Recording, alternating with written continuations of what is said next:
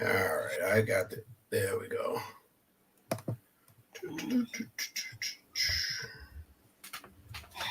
Link address.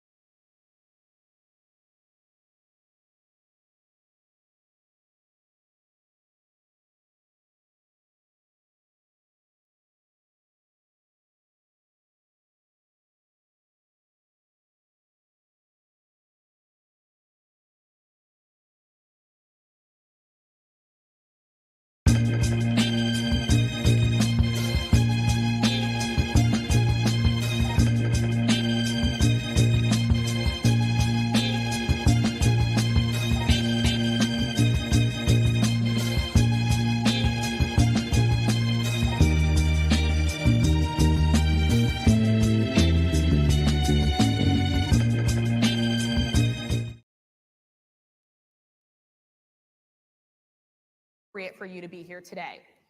You have pushed false claims about some of your rivals, from Nikki Haley to former President Barack Obama, saying that they were not born in the United States, which is not true. You have told 4 congresswomen of color who were American citizens to go back to where they came from. You have used words like animal and rabid to describe Black district attorneys. You've attacked Black journalists, calling them a loser, saying the questions that they ask are, quote, stupid and racist. You've had dinner with a white supremacist at your Mar-a-Lago resort. So my question, sir, now that you are asking Black supporters to vote for you, why should Black voters trust you after you have used language like that? Well, first of all, I don't think I've ever been asked a question so in such a horrible manner. First question. You don't even say, hello, how are you?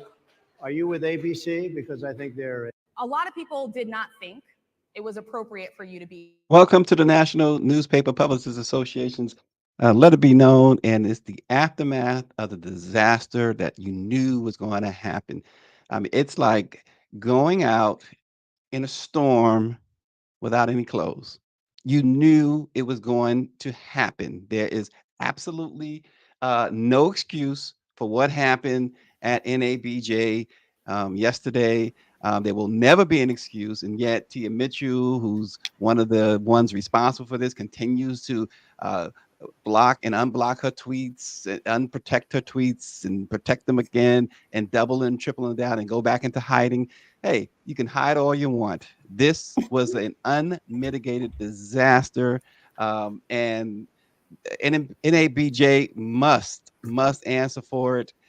They are being other than Tia Mitchell's you know continually tweets and then protecting her tweets. Other than that, we've not heard from Mr. Lemon or anyone else from that disgraced and disgraceful board at the NABJ. Welcome, Jay Palmer, and of course, our own Lauren Burke. Jay, I know you're out there.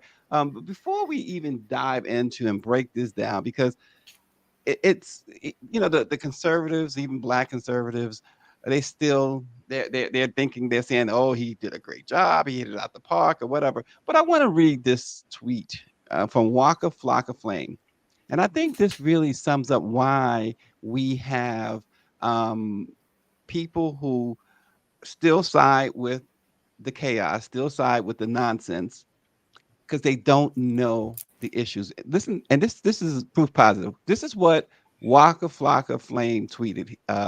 He says, politics, he says, I just want my rights, my freedom, equality, men, women to pay for bad policing, women to have rights and make choices for self, teachers to be paid more, and the list goes on. But hey, I'm just a little old entertainer with a microphone voice. I know no one is listening. Um, he's a Trump supporter, and he says this is what he wants. I will let you guys, before we get into NABJ, go at it. Lauren, I'm gonna start with you. Ladies first. We not like Trump. We respect our black women. Yeah, I didn't see Waka Flocka Flames tweet. I'm not particularly interested in his views. I would just say that he has a right to them. There's a lot of views expressed. I was actually in a space yesterday on X listening to a bunch of Republicans. They seem to be very unhappy with Chris LaCivita, who is one of the senior Mhm. advisors to Donald Trump, setting up this appearance. And that was sort of a theme yesterday on Fox as well, where Harris Faulkner got on, and there was sort of an explanation mode that she was in. I think, generally speaking, although I certainly haven't talked to, Disgrace. 50 million conservatives, I do think that they felt like this was a big L for them. Mhm. Because, in fact, Rachel Scott, her first question is really unprecedented. That's the reason why Donald Trump sat back in his chair pissed, because he's never been asked really directly about racism. We've never had an opportunity to ask him. Not a lot of black reporters have had an opportunity. Kristen Welker and these people never seem to ask him that. So that question from Rachel Scott is unprecedented. The only other person I can think of that got close was Jake Tapper back in 2016 before he Mhm. became president, asking Donald Trump about David Duke. So that question did need to be asked. Rachel Scott, as predicted, was the best of the three, because she was actually acting as if she was a journalist and not a PR Right. person or somebody from Semaphore or whatever. So, I think that Harris, that's. Harris Faulkner just, Mhm. I mean, I can think of all types of things to say that would be appropriate but inappropriate.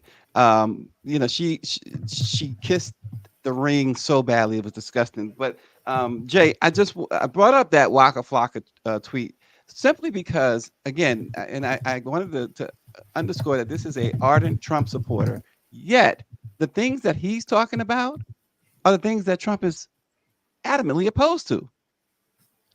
They're not educated. Greer and I have been on the streets and we've talked to people, Trump supporters. They're just simply not educated, which is why we don't hear Trump talk policy at all. Have you ever, Jay, heard him talk policy? Well, no, because he's a cult leader, and I've accepted that a long time ago. Um, it's no different than when QAnon was this huge thing a few years back. There's no talking to him. There's no talking to him, and you just have to accept that there's going to be a percentage that no matter what you say, what you do, uh, they're just not listening to logic, and Mhm. that's just a part of the human behavior that's been studied for decades. And there are just some people they're just not going to accept truth, and there's nothing you can do about it. Yeah. That's the reality of it. I don't care how many facts we give them. If people haven't accepted this man for who he is now after 9 years of him showing it, they're never going to They're never they're never going to accept it. And I just understand that reality of it. Um, I think most people are, you know, sane. They don't have a mental health issue. They just don't want to accept these certain facts. That's just the reality of it. For the most part, you can live with that. They're not violent people. Um, Mhm. but there's going to be that percentage that are violent as well. Those are the ones you got to really be worried about. Those who are just completely ready to go to the death for this guy. Um, but there are going to be some of those within our ranks, and we're going to talk about that probably really soon. But Yes. And seems like Waka Flocka is one of them. Lauren, listen, this might be to some trivial. But one of the things that I noticed immediately, early on, I should say, in his discussion, he took her water. Did you notice that? He took Yeah. Rachel Scott's water. There's Yeah. more Well, to him. That wasn't a mistake. His water was to the right of him. That wasn't a mistake. The disrespect, I think the disrespect of Black women, he needed to take something from her. And he took her, and you could tell by the way, and I wish we had that clip, and maybe Greer will have it for us. When he actually took her water, how he looked at her, she had her back turned for that brief moment, and like a little thief, reached over and like it was like a child. You know, the mom puts the cookie down and she turns around and the child snatches it. I mean, did you notice that, Lauren? yeah, I saw it on X. I watch a channel on YouTube called the Behavioral Panel. It's actually 4 body language experts. They're really good, Mm-hmm. and that is what we call an adapter. When someone's just nervous, they have nervous energy and they just do something. And frankly, after the first question, there was a lot of nervous energy because, as I said, he got a question that he never gets. It was very pointed by a person sitting right next to him. And that was the start of what should have been an hour of questions that turned out to be only 34 minutes of questions. And I'm sure he was nervous. It just doesn't happen. When he does his rallies, what he typically does is media time in a tent before the rally with a bunch of friendly journalists that ask him a bunch of softball questions. Then he goes Mhm. on Fox News. He takes another bunch of softball.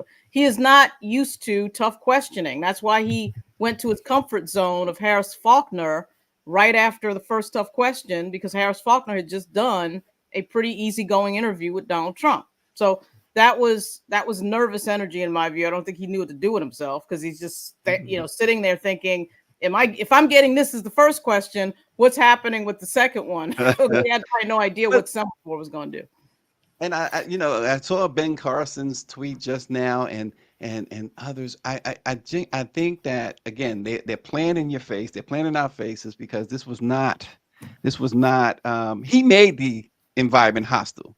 They're saying he went to a Well, hostile environment. He made it well, hostile. He has. who invited him? Go ahead. Who invited him? How did he get there? I mean, Right. NABJ invited him to their convention. We know who Donald Trump is.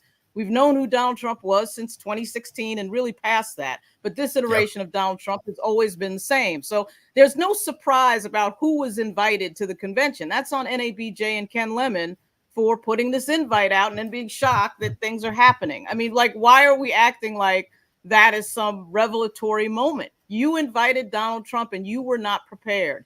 Your audio was not even prepared correctly, much less what But would she happen. exploited to the team once again. I mean, exploited. And Harris Faulkner, his again, let me be nice. I'm not gonna.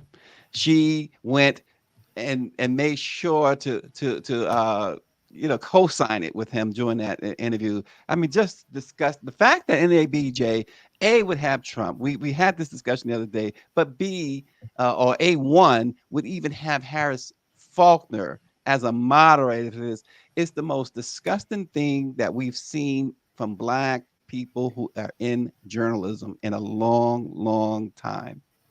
Jay, I don't know how. Is there another way to put it? There isn't. I think in terms of the water, I think a lot of it. I think there was intent behind it. I think he was going to say, "Hey, this is a power move by me. This is my water bottle. I'm going to take this from you," because the man has got psychological issues. He's a narcissist. Let's just call him what he is. One thing I've always done with President, I call him President Agent Orange most of the time, is I accept who he is. I know how dangerous he is. And, people just have to see that, and understand what you're dealing with, which is why bringing him was such a bad decision. Mm-hmm. And today we're still continuing to see those who we know were responsible for him coming to NABJ. They're going to defend him. They're going to be just like any of his other supporters who are not in the NABJ. They're Oh, going to continue to bring him around and make excuses for him. Now, here's what some are saying, Lauren and Jay, as an excuse or as a see, it was a good thing to bring him type thing. They're saying, well, he failed miserably. It's going to hurt him in the polls. I don't think this is going to hurt him in the polls. I mean, his voters are going to be his voters. In fact, you see many of them talking about the race thing. We'll get into that too. Now they're using that. Kamala is not black, which is, you come to a black event, you're seated. Listen, Rachel Scott is a fantastic journalist. She should have, not that men can do a better job, but there's sometimes like you need a woman at times. Roland Martin should have been on that platform. There's no question about it. It should have been a strong black male with Rachel Scott up there. Well, clearly there's a conversation that needs to happen with regard to why those three journalists, out of over 2,000 people sitting in the room, you end up on stage with Rachel Scott's not the problem. But the problem is no black-owned media. The other problem is, how does a Fox News correspondent end up on stage? That sounds like to me an agreement between NABJ and the Trump campaign. I think Wait, Lauren, don't get me wrong. I'm saying they need the man up there only because he doesn't respect black women at all. He doesn't respect women, but particularly black women. Yeah, and Ken Lemon needs to explain why those three people, particularly Semaphore. I actually have less problem with Fox than I have Semaphore, a white-owned company by Ben Smith that just appeared 2 years ago. And their rookie reporter actually asked a good question with regard to the shooting in Chicago and actually got an interesting answer that I wasn't expecting, but wasn't the right person for this moment. That's something that needs to be discussed. I actually think that bringing Donald Trump wasn't actually the problem. I know there's a lot of people who argue we shouldn't have had Donald Trump. It's not that you shouldn't have Donald Trump. It's that when you do have Donald Trump, you have to have a plan. You have to have a plan for Donald Trump. And that plan has to be around fact checking, around the fact that he has an interview style. It's extremely difficult and built on lying and filibustering and running people over in sentences and saying a bunch of stuff that isn't true.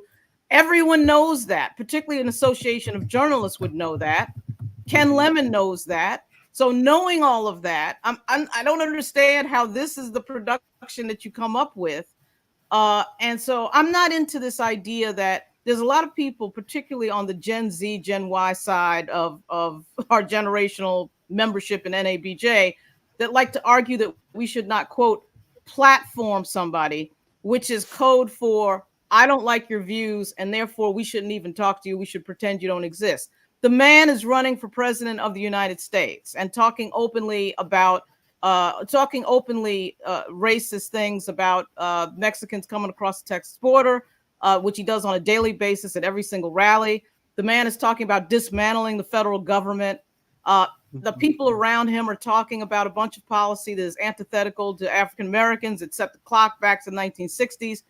It's not that we shouldn't have him, but you got to have the right people up there. And how Ken Lemon didn't think about all that, and the board didn't think about all that before he showed up, that needs to be answered. There needs to be an answer to that question. Yeah, and the only way that, to me, and I get what you're saying, and don't totally disagree, don't totally agree, but I think the one part of the negotiations, the biggest part of the negotiation, would have to be that this man answers questions. That you can't make you can't make a liar tell the truth. Or I mean, he's just not going to tell the truth. Sure. But the deal has to be, Jay, this guy must answer questions. He must not attack our institution. He must not attack these black women that are sitting. We know he's not going to attack Harris, but he cannot attack the other two. You had to have drawn the line. You knew he was going to do it, Jay. So my thing is, one, I don't think putting Roland Martin up there or any other male journalist would have made a difference at all. And I'm going to disagree a little bit with Lauren here. But again, we're thinking of this in terms of a logical way and a sane person. And he's not a sane person. He's an illogical person. He's a pathological liar. He's a narcissist. I don't care who you put across from him. His behavior is going to remain the same, which is why you don't put him up there. He's not mentally there. And this is where I am going to disagree with Lauren. I don't care if he's running for president of the United States up. He doesn't deserve to be up there. We have this thing called discretion. Prosecutors have it, police officers have it, journalists have it. We don't use it often enough. And this is the big problem I had with him even being invited there. Again, I'm born and raised Chicagoan. After all the stuff that this man has said about our city going back to 2015, and all of the disrespect that he has shown just to our city as a whole, not to even mention what he's done to the press, calling us fake news. He's made that a term now. So he's actually made all of our jobs more dangerous, regardless of where we are in the world. Why is he getting this opportunity? It does not matter, Lauren. I'm sorry. It does not matter that he's the Republican nominee. We know who he is. He is a crazy human being.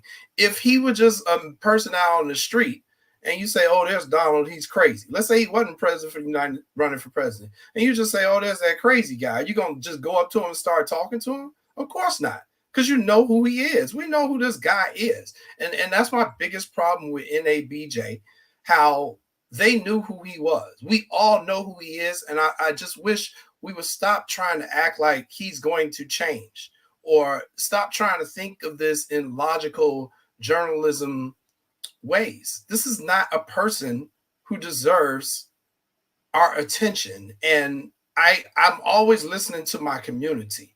And I've always said this myself. The only reason he got elected the first time was because the major news outlets kept paying him attention.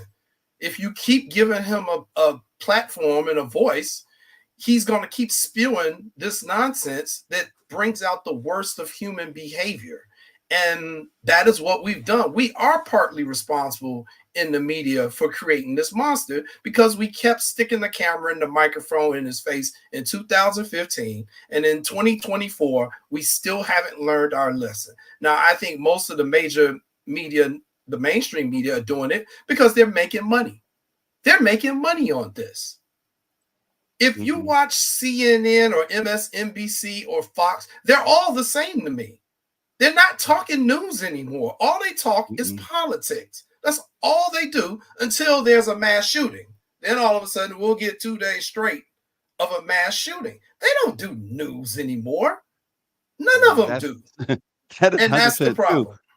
Yeah. Well, when asked by Rachel Scott if he agreed, Lauren, with Republicans that Harris is a DEI hire, Trump falsely claimed that the vice president and former U.S. senator was always of Indian heritage, was only promoting Indian heritage. He says, I didn't know she was black until a number of years ago when she happened to, quote, turn black. Again, you got a room full of black folks, black journalists. You're sitting on stage with black women, and you say she happened to turn black. What do you make? I mean, what I make of it is this is why you do journalism, to find out the crazy views of the person that people actually want to vote for. So then you can bring some of those crazy views up. I mean, we've known for 8 years that he's got crazy views, but now you have him into your microphone at your convention. And the reason I say that this is really the product, I don't know how anybody else escapes responsibility. This is really the product of Ken Lemon, the president of NABJ, is that the argument that he shouldn't show up is problematic when you watch one interview that's out there, and that would be Jonathan Swan. Jonathan Swan had the best Donald Trump interview of any journalist ever in the history, because Jonathan Swan sat there and fact-checked in real time, pulled facts out in real time, interrupted in real time. So part of the setup is wrong, of course, because you had 3 people out there. So it's very hard to have for one person to follow up correctly. Then you have this inexplicably late start, okay? Then you have strange answers like the one you just referenced, Stacey, with regard to the ethnicity of the vice president, where a follow-up is necessary, where if you have a one-on-one interview set up, you can get that follow-up, you can make it into what it is, which is a crazy moment. I think it is anyway, whether there's a follow-up or not, but it would be good to have a journalist in a pointed way saying, what are you talking about, Mr. Former President? What are you talking about? And so again, the setup, the 3 journalists, the timing issues, the audio, the whole thing, that's on NABJ. This could have been what Jonathan Swan put together. I mean, maybe we should get some foreign journalists. Jonathan Swan's from Australia. So maybe we should get some foreign journalists in to coach everybody up on how they should interview Donald Trump. But anybody who's a journalist in this profession should know what it takes to do an interview with Donald Trump that works. We saw Caitlin Collins try to do it in a one-on-one.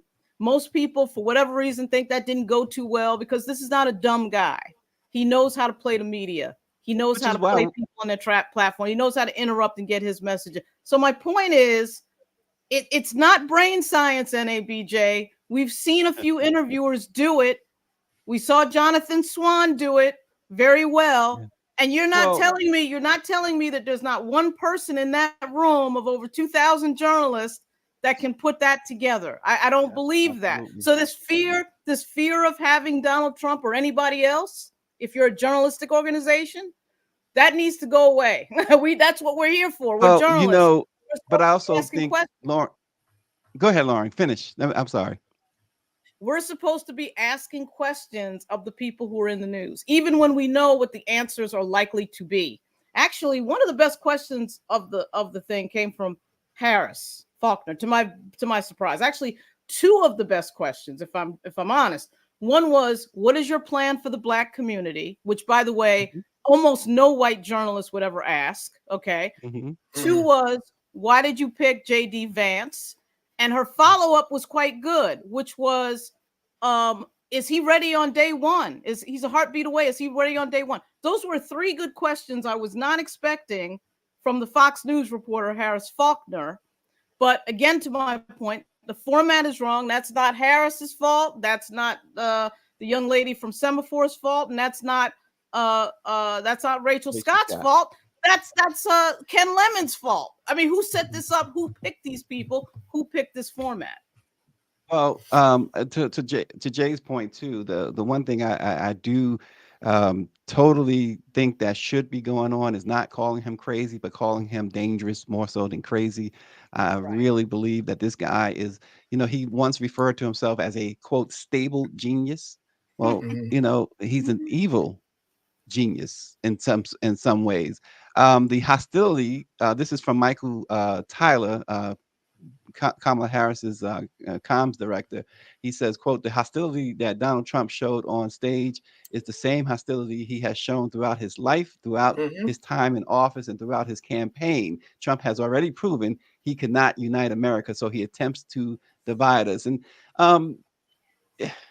that is really, this country has probably never been this divided. I mean, for decades upon decades. And that is, and I think, again, Jay hit it on the nose. Mainstream media did this. We remember when he was running in 2016 and 2015. We remember how they platformed him constantly and almost forgot that there were other candidates. And so they created this Frankenstein, really. And so now, and now they're making money off this Frankenstein. And so we have to live with it. David Youngblood says, if they call her the N-word when she walks out the door, then she's Black enough for me. So he talked about, within minutes of the interview, he blamed the delay on the organization's equipment. He says, I have too much respect for you to be late. They couldn't get their equipment working or something. I mean, he just went in on NABJ. He says that they invited him under quote false pretense. He was told that his quote opponent was going to be here. He also complained about Harris being allowed to speak with the organization through Kamala Harris being able to speak to the organization through Zoom. So he had been reading the news releases and things of that nature. But this idea that he was invited under false pretenses, we Jason, we can't know yet what Ken Lemon was thinking, and the rest of NABJ. We don't know what those negotiations sound like. Maybe they told him that Vice President Harris was there. Maybe that's why we hear that they turned down her Zoom, which was preposterous. But maybe that's why we hear. Do you think, Jay, that there's any truth to the fact that NABJ invited him under false pretenses? No, I think this is way more diabolical than people want to wrap their minds around. I I love that think word, I, diabolical. I think this was a coordinated effort, and I'm saying this for myself, speaking for myself. Just 25 years as a reporter, a lot of that time as an investigative reporter. I'm just gonna say it. There's been our organization's leadership has been compromised. We have been infiltrated. Period. Let's just say it. Can I go out and prove it right now and write it in a formal story? No. But I've seen this before. I know what this is. There are a few people in the leadership of NABJ who coordinated and put this thing together. Protocols were avoided. People were kept out of the loop on what was going on. And these individuals were able to successfully pull this off. Why do you think they waited until 2 days to announce it? This thing been in the 9 p.m. works. at night. This thing been in the works for a long time. And Ken, with his video statement, if you go through it frame by frame and really listen to what he was saying, he said that they had been talking to both campaigns for weeks apart, for weeks at a time. I can't believe that they just got a confirmation 2 days prior. I don't believe that. I don't believe that at all. I don't believe the organization in which I'm a member of, which is why I have called for an internal audit of NABJ. And I think it's very important that at the board of directors meeting, which is going to take place Saturday here in Chicago at the convention, that every member needs to show up, as many members as possible, and demand answers from this board. This thing stinks from the beginning. And maybe it's because I was here in Chicago. Maybe it's because I was on the volunteer list to work this convention. And the fact that we weren't told until the same time as the public, and we're the people who's got to volunteer and show up and stuff. Think about it. We had to go through we would have to go through the security process.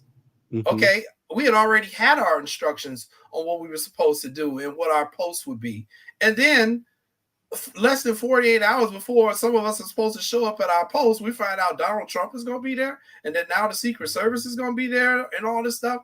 And, there's an angle to this that helps this hypothesis theory that I have. If a presidential candidate, because his Secret Service detail got upgraded after the assassination attempt, but it also gets upgraded after you become the nominee of one of the parties, they have advanced teams that they bring into any venue where one of these candidates is going to be. All right, so you telling me y'all told the Secret Service 2 days before? It doesn't work like that. That's what I'm saying. There's so As many. Power 96 said, this invitation went out in January. They've been to it, and that's what I'm saying. There are people within our organization who did this on purpose, and it's not just Ken. It's not just Ken. The executive director of NABJ, Drew Berry, he knew about this. And April Ryan has reported. I think. And I don't even believe so much that the audio problems was a big thing, because both Phil Lewis and April Ryan reported that what the delay was that Trump's team didn't agree to the live fact checking. Exactly. And it didn't happen either. The live fact checking never happened. We have not gotten a reason from NABJ, which is preposterous. Just 10 minutes ago, Roland Martin tweeted that, oh, please, Trump isn't the hardest person to interview. He's a lying bully. That's an easy person to handle. And I don't give, quote, he showed up points. He was rude and he lied repeatedly. Let's get some other outside reaction. We just had a major moment in this presidential election. Your phones, your screens are flooded with reaction to Donald Trump disrespecting a room full of Black journalists on purpose. The headline is simple, just as it is ugly and obvious. Trump is who they thought he is.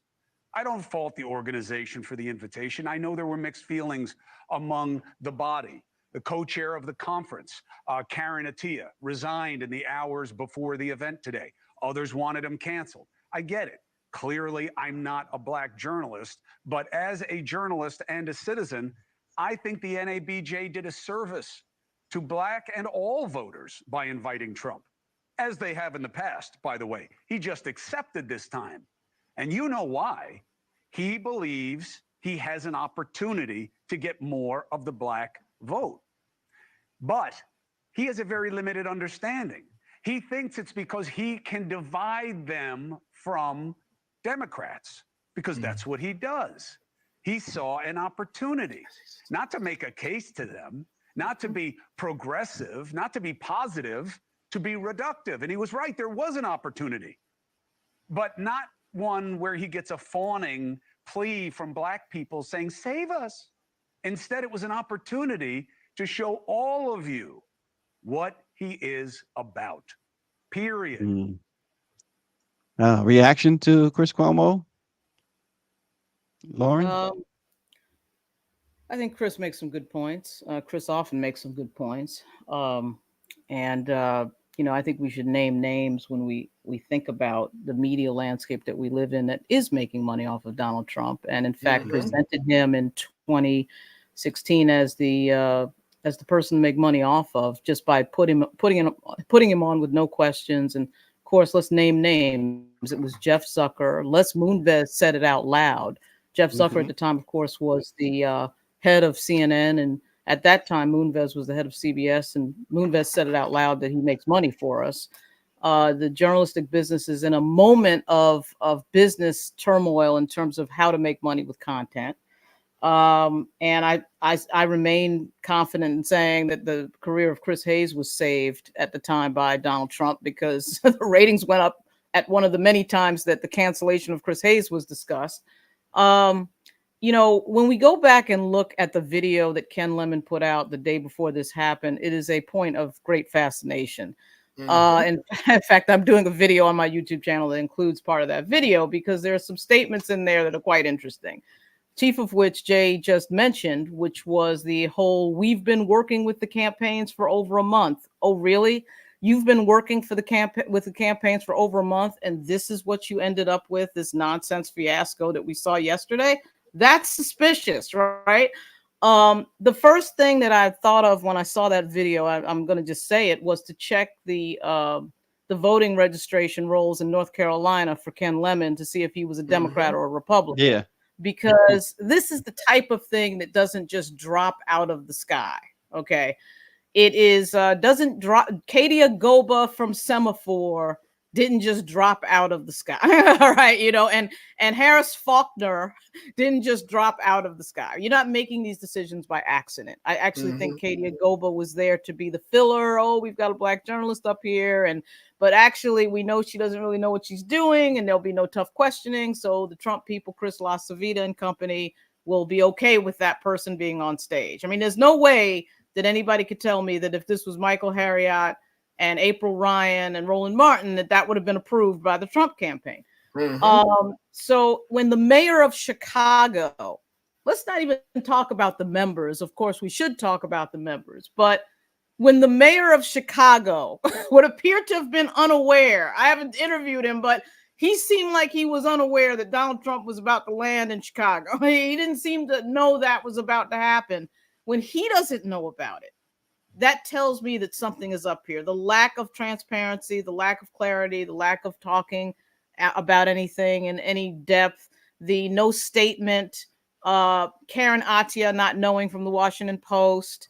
Anybody who thinks, Ken Lemon, if you're out there, that a bunch of reporters aren't going to get to the bottom of what happened here, you're fooling yourself, right? Because April Ryan alone, one person, April Ryan alone, scooped them several times on what was going on with regard to the conversations with Vice President Harris, none of which, of course, would shock anybody who was a member of NABJ who's done any reporting in Washington or political reporting, because, in fact, the Harris camp was told something different than what we were hearing from NABJ.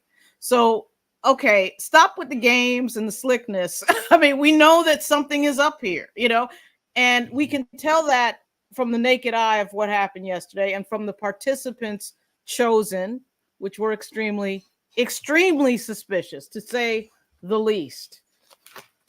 Yeah. Jay, he again doubled down, brought up and insulted black folks again with this black jobs situation. Um, I mean, and he mentioned what, like 2 or 3 times in his response, he mentioned black jobs. Does how does that how does he think that would score points at a black event? Well, I think the person who won yesterday's event was Donald Trump because he got exactly what he wanted.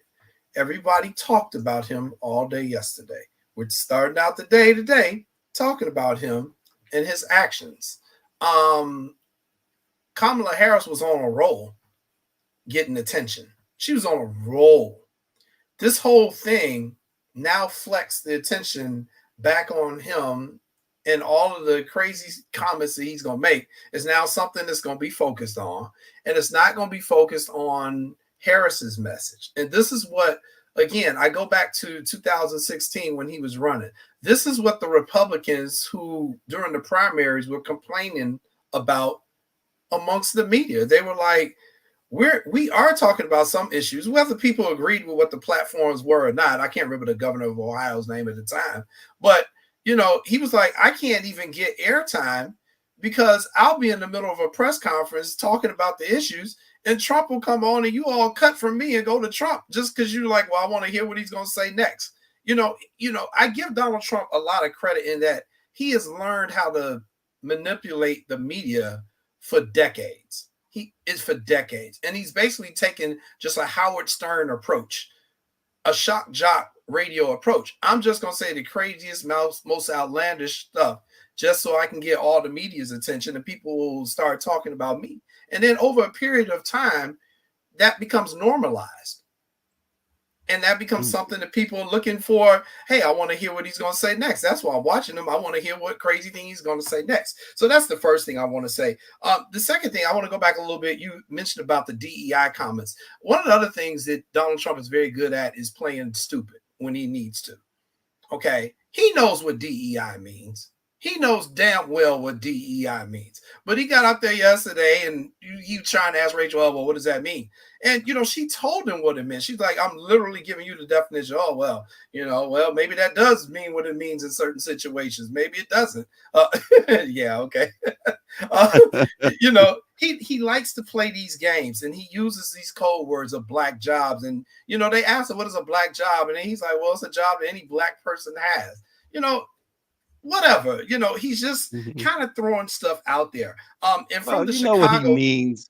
Right. Let's be real. We know what he means by yeah, black he's jobs. talking about menial labor Menial jobs is work, what he's trying to say. minimum wage stuff, cleaning Right. floors, Right. et cetera, et cetera. And listen, that's Project 2025 anyway. If he gets in and they put all that in effect, this is what he envisions for black folks, the plantation. And let's just be real about it. One last thing that we got to mention is, he was very vociferous recently about giving federal immunity to law enforcement officers. The question came up on Sonia Massey. Lauren, yes. I mean, how in the world? This man says he really didn't know about it, but he was like, it was what he saw was very disturbing or bad or whatever, it wasn't good or whatever he said, and he talked about with the water and stuff like that. He knew exactly the Sonia Massey situation. Naturally, he lied about that, about not really knowing. But his response, what do you get from his response? I was actually surprised at his response. I actually think Katie Goba stumbled into a great question there and got an interesting answer, which was Trump saying that I didn't like what I saw. I don't know a lot about this, but I didn't like what I saw, which was a lot more than I thought he would say. He typically is Mr. Back the Blue, and it doesn't matter what the details are. The cops are always right. I do think that it's hard to get into, even though we do know Donald Trump now going on 40 years and really in the political sense over 10 years. We know who he is, but I'm not too sure he wasn't telling the truth when he said, I don't know too much about it, because if you sit around and watch Fox News all day, which a lot of reporting indicates that's what he likes to do, you probably don't know about Massey because they're not going to put that type of story on But the fact that he said he had seen a few things and he didn't like it, I thought was a surprising answer. It was actually one of the more surprising answers of the day, as a matter of fact. Mm-hmm. So, he does feign. I mean, to Jay's point, he does feign not knowing things and then go on filibuster like the DEI. And Rachel Scott did what Rachel Scott should have done. She said, because you know how what Trump is doing is he's trying to put the interviewer on defense by asking a question. So now you're sitting there having to answer his questions. So what is DEI? How do you define it? Is the same thing that he did with the Charlottesville thing. Well, how do you define, why is the other side bad? And he puts everybody on defense. And again, this is interview strategy. This is something that we at NABJ should be experts at. Again, if everybody has to watch Jonathan Swan over and over again, have at it. Jonathan Swan came into that interview knowing what Donald Trump was going to do, and he was prepared for the games. Because Donald Trump might be crazy, but he's not stupid. He understands media strategy. He understands. And that's why I said we can't be calling him crazy. We call him what Jason said, dangerous. And Jason, he finally he mentioned the January 6th. Again, he said, I mean, these are patriots. He's going to pardon them. He would like to pardon them. And then he made this false equivalency to the situation in D.C., which he said happened at the Capitol. Didn't happen at the Capitol. It happened at Union Station, where there was protest a week ago.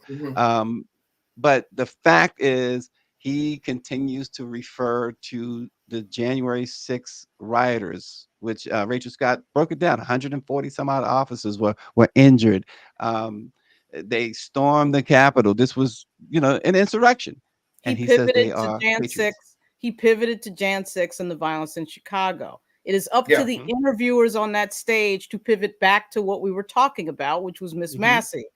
Whose fault is that, by the way? I'm not saying you can control everything Donald Trump is doing, but again, the format worked against them because you got three people. And by the way, you noticed up there that Faulkner started to interrupt the answers when stuff started to get hot for Donald Trump. Harris Faulkner was trying to sort of run interference a little bit up there. So you had that problem. But again, too many people on the stage.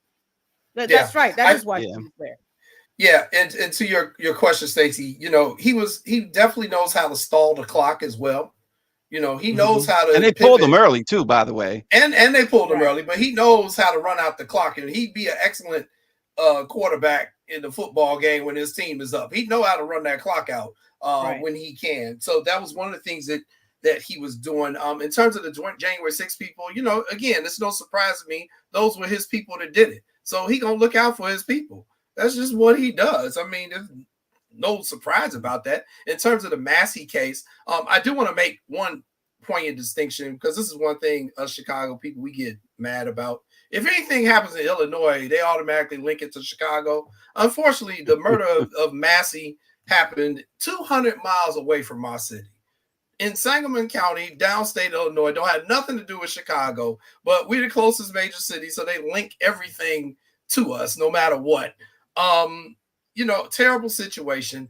I'm with you, Lauren. I don't know if he knew about it or didn't, but the fact that it was so egregious, I think he knew about it because he came out and said, "Oh, well, that one seemed pretty horrible." I mean, he's like, "Well, now that one, I mean, I can't defend that guy." I mean, which is amazing. Right. That seemed to kind of be his answer about it. And I don't think he knows all the details about it. But I think he's somewhat aware of it. And, our city, I think, Lauren, you hit the nail right on the head. Not only did Mayor Johnson not know about it, because as soon as it got announced, I told you I was on the NABJ volunteer list. I immediately called 3 of my contacts in the Chicago Police Department. 2 who I know have done like detailed protection for high individuals. And I said, "Hey, did y'all know Donald Trump was coming to town?" He like, "What? No. When is he coming to town?" I said, "In 2 days." He like, "Well, no, nobody told us." Like, our police chief didn't even know about it. So that's insane. Exactly. So, they like I said, there are people within the NABJ leadership who probably got some help from MAGA on how to do it. And we're gonna get to the bottom of it. I think Power 96 hits it on the head. He says Trump was not there looking for black votes or black support. He was sending messages to his base. I can handle those coloreds. That's the bottom line. And look, the bottom line too is that there are still going to be Black folks, particularly some Black men, Mm-hmm. who will support that. But Malcolm X said it best: There's no evidence of a that. house Negro and, of course, the field Negro. There will always be two types of Negroes, and that's just the way it is. That's the bottom line. There's no evidence that Black men, this keeps coming up over and over, typically on MSNBC. I saw a piece that Yamiche Alcindor did on NBC with Lester Holt. She had 3 Black men sitting there.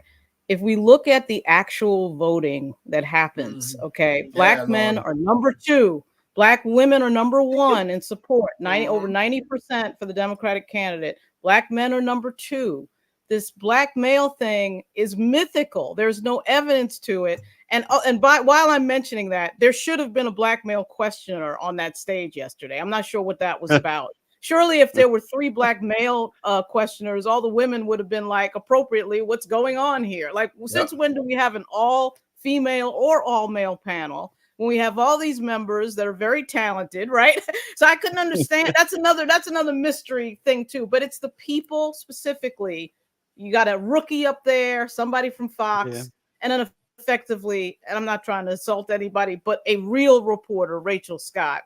And Right. as predicted, Rachel Scott ends up asking the toughest, the best question of the 3. What an amazing coincidence. So it's just funny Yeah. to me. I just, Well, Denise Volock Barnes, the publisher of the Washington Informer, says she's watching from Madagascar this morning. She says she's Oh. just sitting here Right. shaking my head, a moment in history that will be forgotten. Wow. Oh, Wow. God. Well, guys, we really, really, Lauren, of course, always, and Jay, we hope that you will be gracious enough to come back and join us again. It is a privilege to have you and Lauren together here, really speaking nothing but facts, and we appreciate that so much.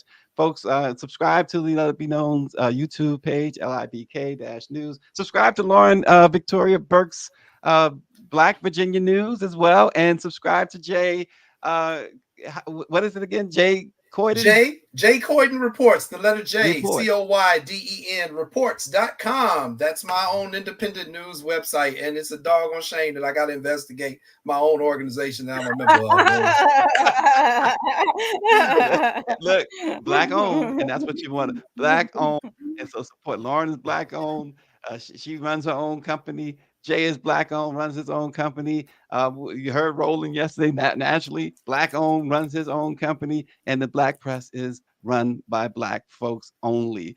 Join us again tomorrow on Let It Be Known. Thanks for joining us.